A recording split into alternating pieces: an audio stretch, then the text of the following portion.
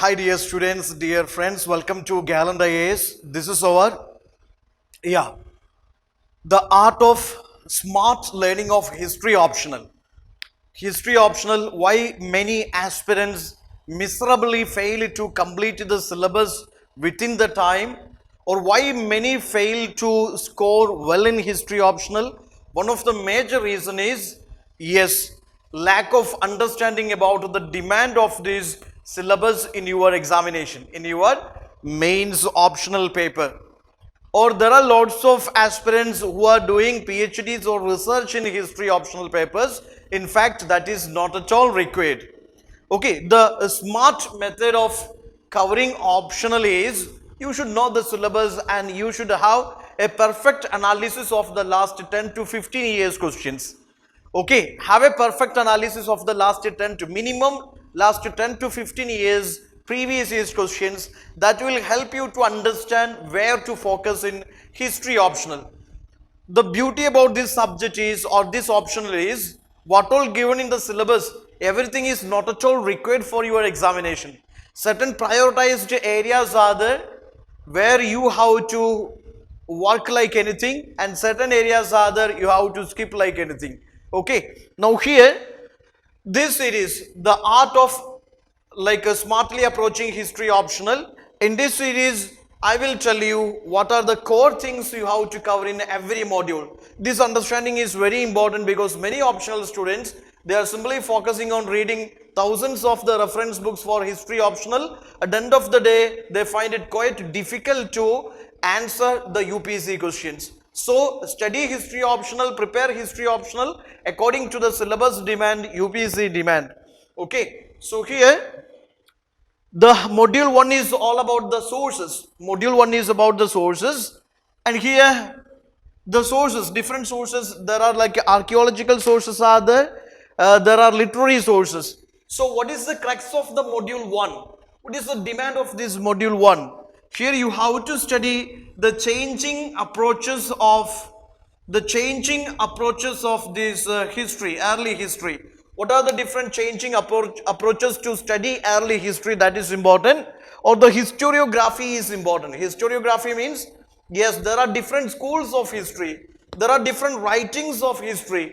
Different scholars are there, historians are there. They have different approaches to this history. Okay, nationalist history is there, Marxist history is there, Orientalist is there, or Western is there. So there are different schools of history, or different schools of thinkers or historians. They have different approaches to study this early Indian history. So historiography, different approaches to study this history, or different observations of different historians, that is important for you. Then archaeology, archaeological sources, literary sources. First of all, you should know what are the archaeological sources, literary sources.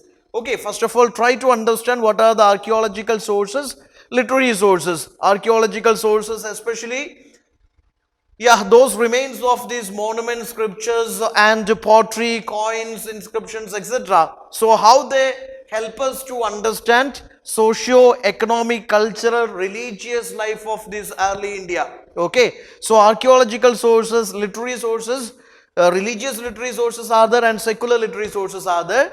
Try to understand how these archaeological sources and literary sources help to understand socio-economic, cultural, religious life of India, early India. Now this is very important for UPSC. You should know what was the status of women or changing status of women during these early India, or during these Vedic times, or before that, during Indus times, during Vedic times, during Mauryas, during post-Mauryas, during early medieval. So the status of the women, or what is the status of the women, discussed in various sources. And foreigners' accounts. There are many foreigners who visited India, and their literary sources, their biographies are there, autobiographies are there. So what these foreigners' accounts talk about the socio-economic, political, cultural life of the contemporary India. So that is important.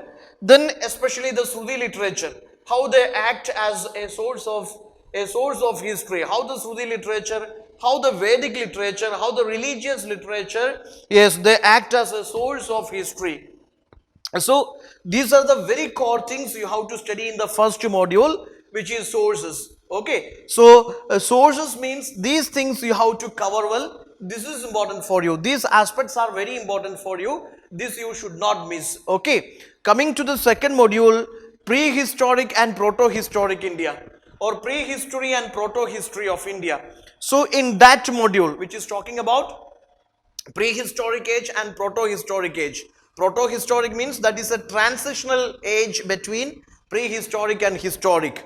So this is the second module where you have to study about various archaeological cultures, between 2500 BC to 500 BC.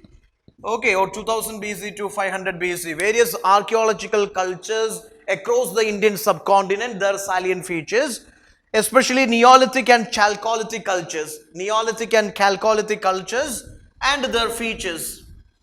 Their social, economic, cultural features. Neolithic, Chalcolithic. You know, archaeological evidences are there, like pottery is there, or maybe the weapons they used, stones they used, metals they used. Okay, so from there archaeological evidences, yes, what kind of the information we get about this Neolithic society culture and their agriculture, etc. Similarly, for example, pottery, how the pottery defined this Chalcolithic culture. So you should have a good analysis of these Neolithic and Chalcolithic cultures. Then their subsistence strategy, what were the various subsistence strategies, then various changing cultures during this proto-historic time, changing cultures in India, and popular sites, the popular prehistoric to proto-historic sites in India. Okay, there are Paleolithic, Mesolithic, Neolithic, Chalcolithic cultures are there, different sites are there, because map entry is important in your paper one. So you should have an idea about the popular sites and their features. Okay, the prehistoric sites, proto-historic sites and their features. Now third module is, yeah, which is Indus Valley civilization. Indus Valley civilization, what is important?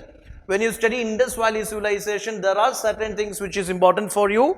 Yeah, the archaeological features of Indus Valley civilization. Archaeological features of Indus Valley civilization. Okay, the archaeological features or the major characteristics of Indus Valley civilization. You should have an analysis on its urbanization or its urban culture and the causes leading to its deurbanization. Urbanization, deurbanization of Indus Valley civilization. It's an important area for you. Religion, society, religion of Indus Valley civilization, society of Indus Valley civilization, economy of Indus Valley civilization, or culture of Indus Valley civilization. Over these aspects, you have to build up a very critical analysis, or you should have a good analysis on various aspects, religious, socio-economic, cultural aspects of Indus Valley civilization. Then foreign affairs, or maybe its contacts with foreign civilizations, Egyptian civilization, Mesopotamian civilization, okay, or its Greece civilization. So its contacts with the foreign countries or foreign civilization. Then art and craft of Indus Valley civilization, decline theories related to Indus Valley civilization, major sites of Indus Valley civilization, These concepts and their relationship or maybe their connections with the other cultures of Indian subcontinent. So these concepts are important for you. When I say these topics, you may feel it difficult, but it is not at all difficult.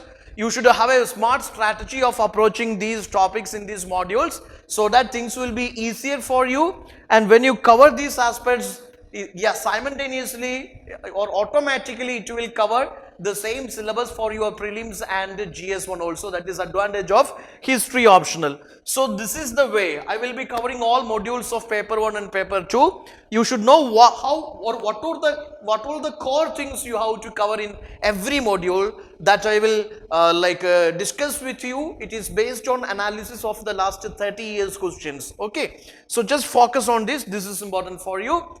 Stay tuned, we will continue, and your feedbacks, your comments can be posted in the comment box. Thank you.